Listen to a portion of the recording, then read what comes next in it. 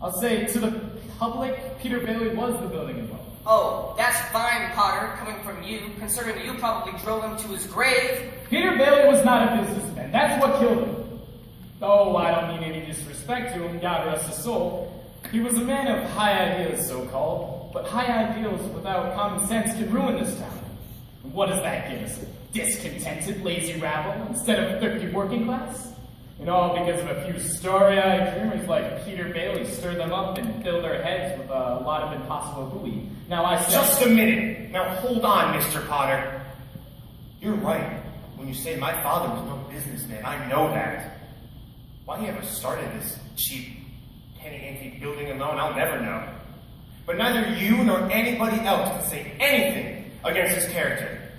Why, his whole life, but in the 25 years that he and Uncle Billy started this thing, he never once thought of himself. Isn't that right, Uncle Billy? You got that right.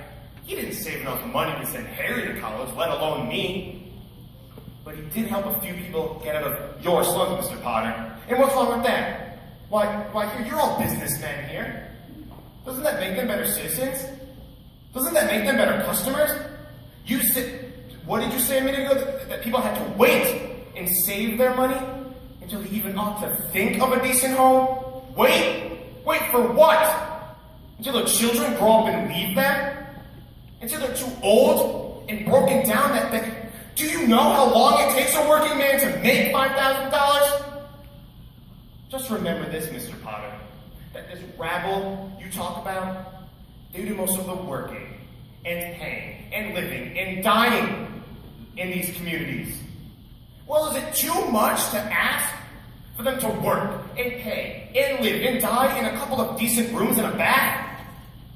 Anyways, my father didn't think so. People were human beings to him, but to you, a warped, frustrated old man, they're cattle.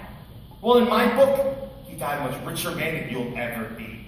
I'm not interested in your book. I'm talking about the building and loan. I know what you're talking about. You are talking about something that you can't get your fingers on, and it's gone. Yeah, that's what you're talking about. I said too much anyways. You're the board. You do what you want with this thing.